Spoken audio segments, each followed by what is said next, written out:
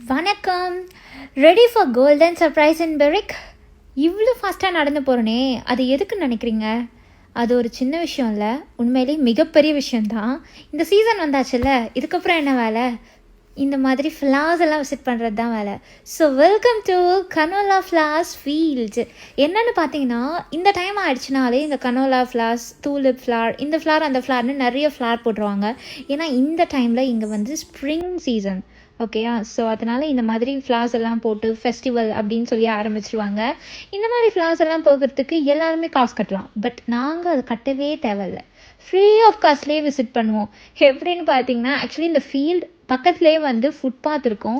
ஒரு 3 kilometres 4 kilometres நீங்கள் walk பண்ணணும் அப்படின்னா தாராளமாக இங்கே வந்து வாக் பண்ணலாம். ஸோ ரொம்பவே சூப்பராக இருக்கும். அது ஒரு மாதிரி இங்கே எப்படியும் வெயிலும் அடிக்கிறது இல்லையா, அதனால் வந்து நீங்கள் வாக் பண்ணுறது கூட ஒரு மாதிரி ரொம்ப எக்ஸைட் ஆகிறது, ரொம்ப ஸ்வெட் ஆகிறது, அது எதுவுமே இருக்காது. ஸோ ரொம்ப பியூட்டிஃபுல்லாக வாக் பண்ணிவிட்டு வார்மாக போகலாம்.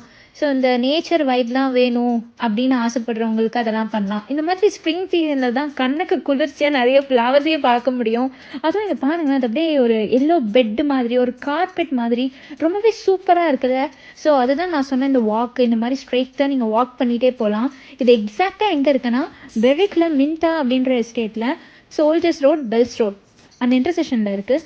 மறக்காமல் போய் செக் பண்ணுங்கள், விசிட் பண்ணுங்கள், ரொம்பவே என்ஜாய் பண்ணுங்கள். இந்த மாதிரி வாக் பண்ணி உடம்பை ஃபிட்டாக வச்சுக்கோங்க. Okay, bye, see you in next video.